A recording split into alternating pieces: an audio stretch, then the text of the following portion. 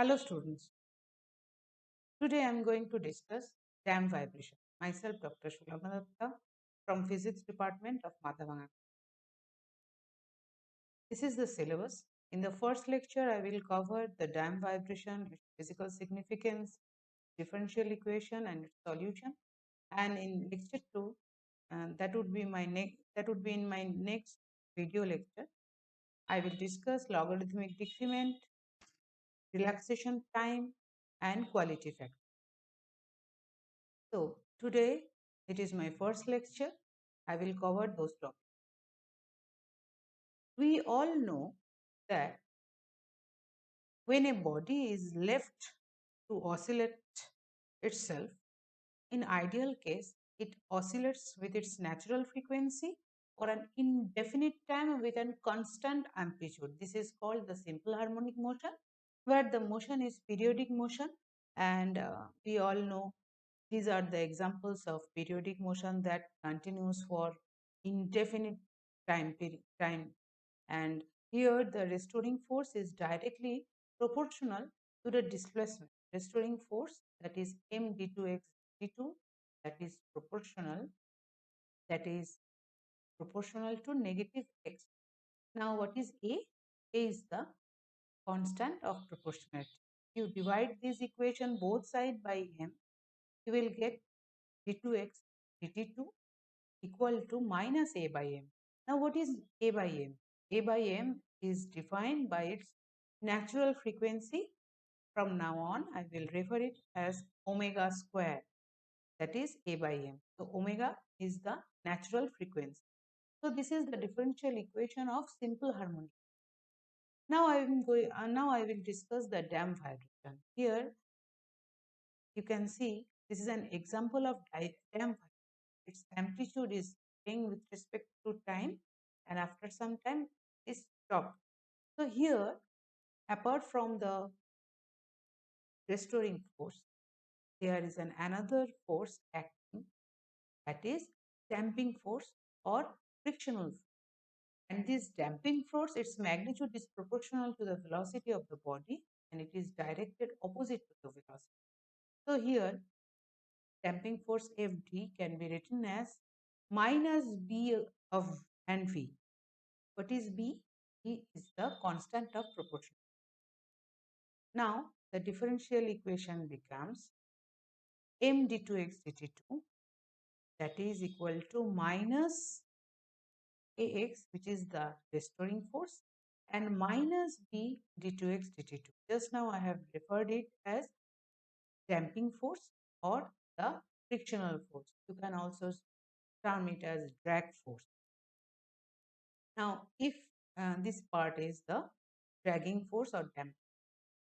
So, if we divide the equation both sides by m, it becomes d2x dt2, that is equal to minus a by m x minus b by m dx. So, a by m can be denoted by omega square, and b by m, this is denoted by 2k. What is 2k? 2k is called the damping constant. So if you solve this equation, you will get the solution as x is equal to a e to the power minus a plus root over k square minus omega square t plus b e to the power minus k square minus omega square root over into t. So I am now going to derive this uh, differential equation. I will have to go in the writing mode. So I'm ending this show and I'm going to this slide. So we have to derive this, we have to solve this differential equation. I have to just give me a few minutes, start the writing. Okay. So we are going to solve this equation, that e2x dt plus 2k x dt plus omega square x equal to 0. This is the mm, differential equation of damped vibration. So, in the first, initially we have to consider a trial solution. Now, what is the solution? What is a trial solution? Let us consider x equal to e to the power alpha t, which is a trial solution of the above trial. This equation can be denoted by equation number 1. So, if we use this x is equal to alpha t in equation number 1, that is we have to use dx dt. So, dx dt that is equal to alpha to the power alpha t, and d2x dt2 that is equal to alpha square to the power alpha t. Using those values in equation number 1, we get equation number 1 as alpha square plus twice a plus omega square multiplied by e to the power alpha t, that is equal to 0. Now e to the power alpha t cannot be 0 because that would be a trivial case. So rest of the part of the equation, that is alpha square plus 2k plus omega square, that is equal to 0. Now after solving this equation, we get alpha is equal to minus k plus minus a square minus omega square under root. So the general solution can write down here. So the general solution of equation 1 can be written as x equal to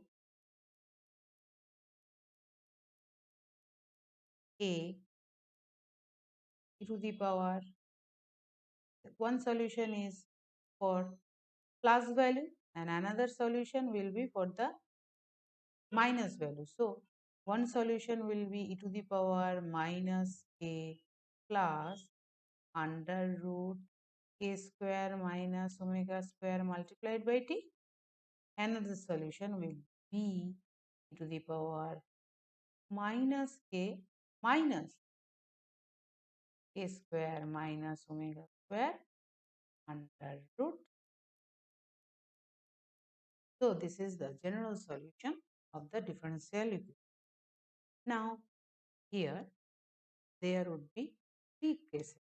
First case, where the first case is heavy damping.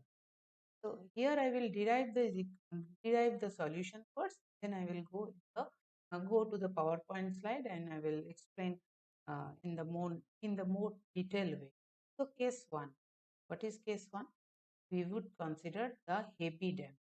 Heavy damping. That means heavy damping. What do you mean by heavy damping? Heavy damping means the frictional force offered by the medium is quite high. That is, damping constant K is much greater than, this is called the heavy damp. So in this case where K is much greater than omega, that means K square minus omega square, that is greater than 0. So it is a positive term. So K square minus omega square under root, that is always a real real real term. So if I denote this real term by P, so the solution, general solution becomes x equal to, I have written there, a e to the power minus kt There is another factor to the power under root k square minus omega square t plus b to the power minus kt to the power minus k square minus omega square under root t. Now, if you take this factor e to the power minus k common within the bracket, there a to the power pt plus b to the power minus b. Now, let us denote this. Let us use a constant a1. Now, what is a1? A1 is equal to a plus. Let us define one constant a1 whose value is a plus b, and define another value a2 which is given by a minus b. Now, what is then a1 or a can be written as, if you take the sum of these two equations, a is equal to half of a1 plus a2 and b is equal to half of a1 minus a2. This is a simple calculation. You can do this calculation very easily. Power minus kt, instead of a we are using this, that is half of a1 plus a2 multiplied by the factor into the power pt, and instead of b we are using half of a1 minus a2 to the power minus a to the power minus k. That is out of the bracket. In the bracket we take this value common a1, so within a to the power pt plus or minus pt divided by 2 plus 2, that is equal to e to the power pt minus e to the power minus pt divided by 2. So the solution is e to the power minus kt a. This factor is called the cos hyperbolic function, cos hyperbolic pt plus p sin hyperbolic. So this is the solution as denoted by in equation 2. So what is the significance of this solution?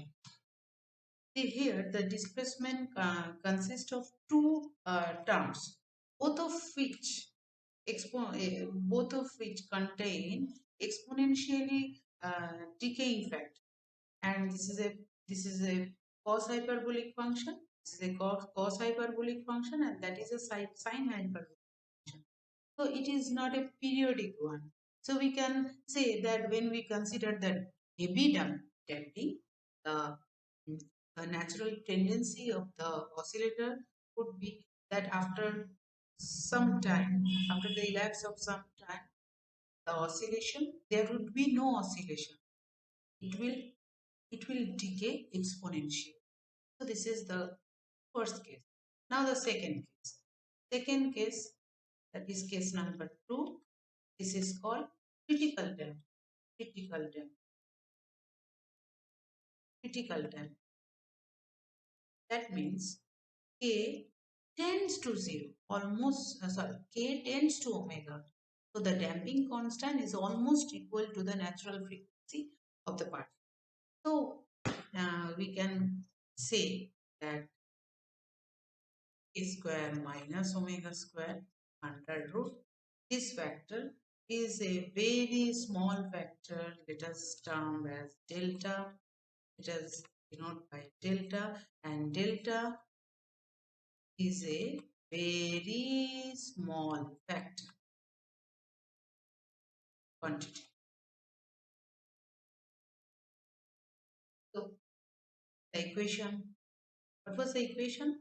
X is equal to e to the power minus kt, that was common within the bracket, k e to the power under root k square minus omega square t, and b to the power minus k square minus omega square under root t. That was the solution of the differential equation of damp vibration.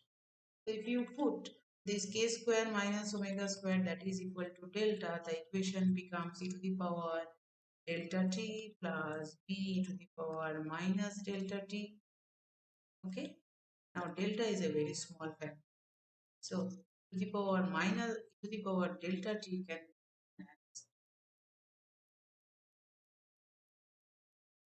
1 plus delta t to the power x series, you can remember 1 plus x square. So we can, as delta is a very small factor, very small quantity, we can truncate this equation up to this order. Higher order, we can neglect the higher order terms. Similarly, for to the power minus delta t, that will become 1 delta t, and we can easily um, neglect the higher order term. So that is e to the power minus kt a plus b plus, you take the common delta t, you can take the factor t minus b. Okay. Now let us define a plus. We have defined a plus b as a1 and a minus b as a2. So delta. So this is equation number 3. And this type of motion is called critically damped motion. And you can see that there is no sine or cosine term. So this type of motion is aperiodic. This is a aperiodic motion, as there is no oscillatory term, that is sine or cosine in this equation 3. So this is the case number 2. Now, last but not the least, the most important is case number 3. Case number 3, which is called the light damp. What is light damp?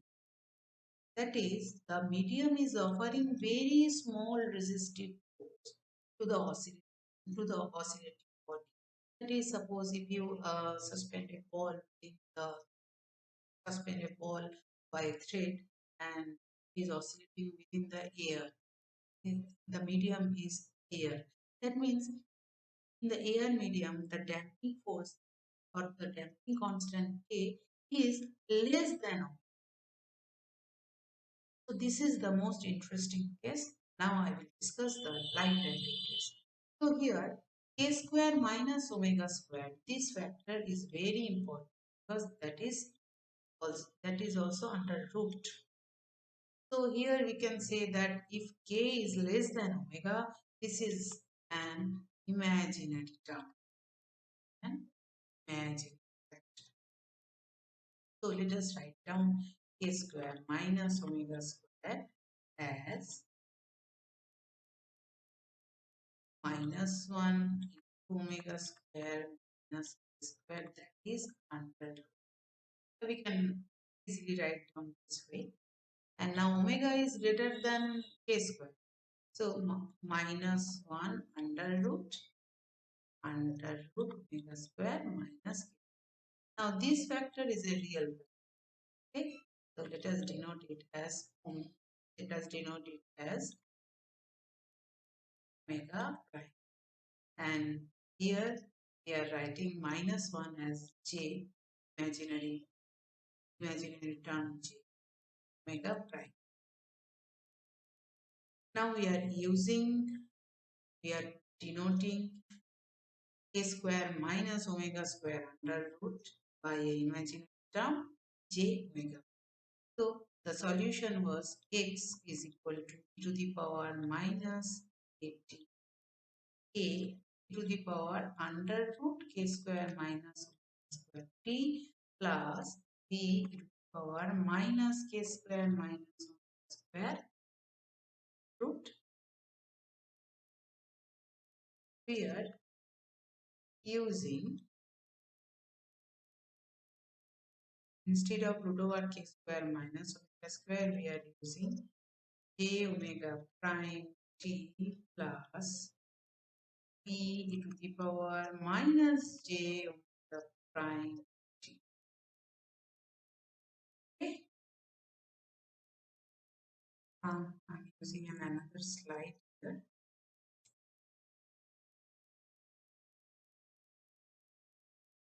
Was the was the equation in the previous slide? That was x equal to e to the power minus kt a to the power j omega prime t plus e to the power minus j omega. Here,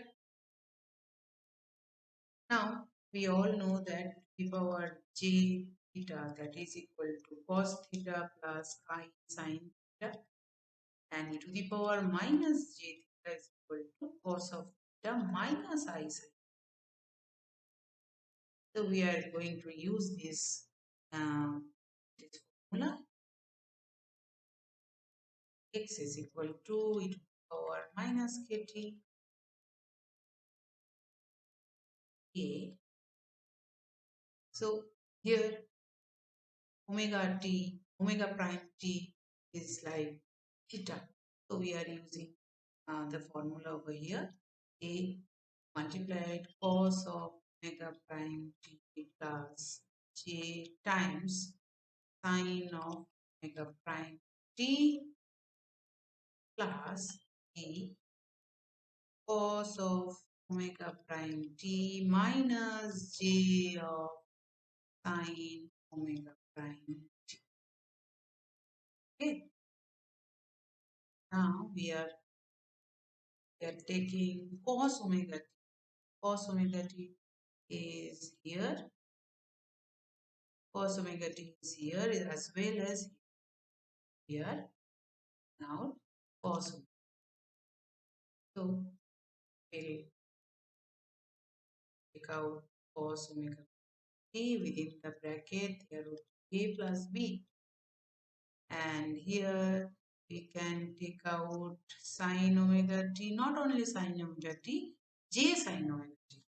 So we are just taking out j sine, not omega t, omega prime t. Within the bracket, there would be a factor a minus. Clear, everyone? Now let us denote a plus b, that is equal to c sine phi, and a minus, that is, sorry, not only a minus b, that is also multiplied by quantity j, whose value is minus 1 over, that is equal to c cos of. Now if you ask me what is the value of c and phi, I will say just do the squaring and adding of these two equations, and you will get c square is equal to a plus whole square minus a minus square. Just squaring, just do the equation, squaring and add. And what is why it is minus? Minus because j square is equal to minus 1. And what is the value of phi? Just simply divide these two values, these two equations. So in the left hand side, tan of phi sin phi by cos phi, tan of phi. Tan of phi is equal to a plus b divided by j a minus. So from this equation, you can know the value of c and phi. So if you use these two simple equations in this equation, I'm going to this calculation, and I'm just inserting on another slide. So here, after the previous equation, it would become x is equal to to the power minus kt. Instead of there is a factor cos omega t, and instead of a plus b, we are using here c c sine phi plus c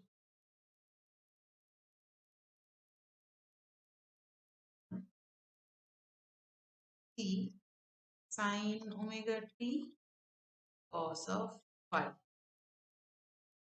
without c. So c to the power minus kt sine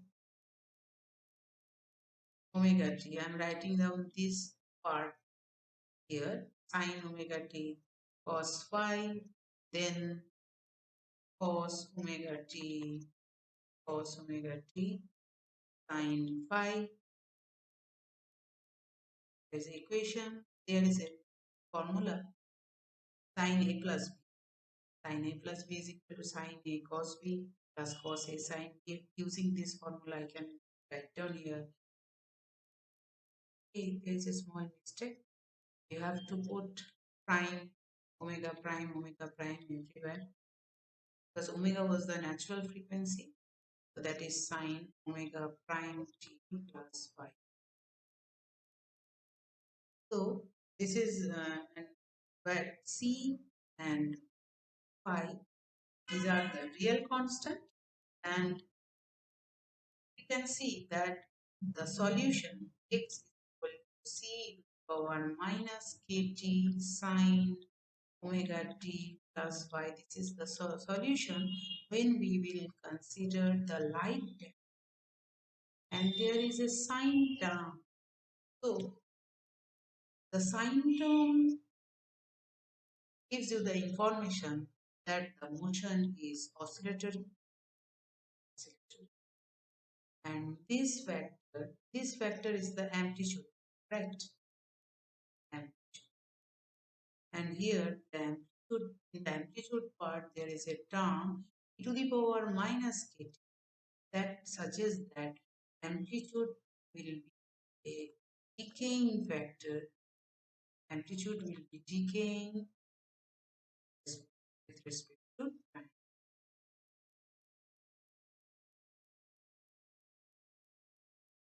So it will be decaying factor. So this is the physical significance of the light timing. Now I'm going back to the presentation.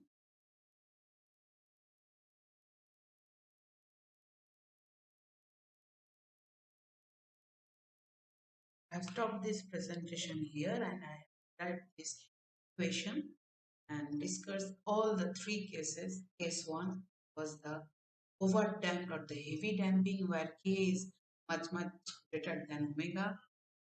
We have seen both the roots are real and negative, and solution is non-oscillatory.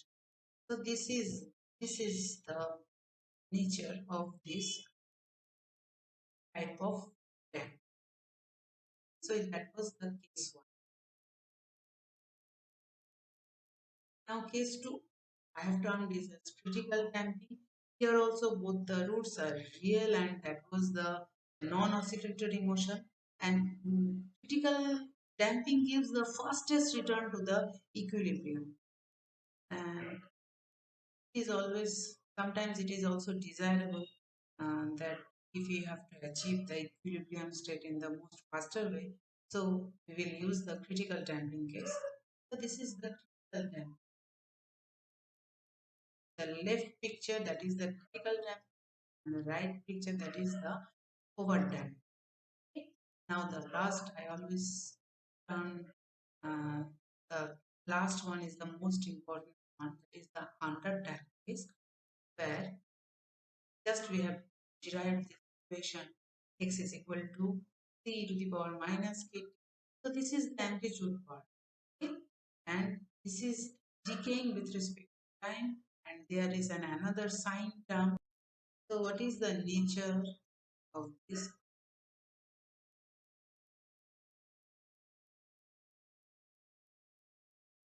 Here both the roots are actually complex. It is an oscillatory motion in the presence of sine term. This is the nature of. Here you can see that the amplitude is decaying as well as there is an oscillatory part. So there is an oscillation as well as amplitude is decaying with respect to time. So this is the most important. Okay. So today, in a nutshell, I'm just discussing the entire class. In the first few minutes, I have discussed what is damp vibration, and then we have learned the differential equation. We have derived its solution, and we have considered three cases. First one, heavy damping. Second one, critical damping, and last one, the most important case, is the underdamped or the light damping. And we have learned its physical significance. Thank you.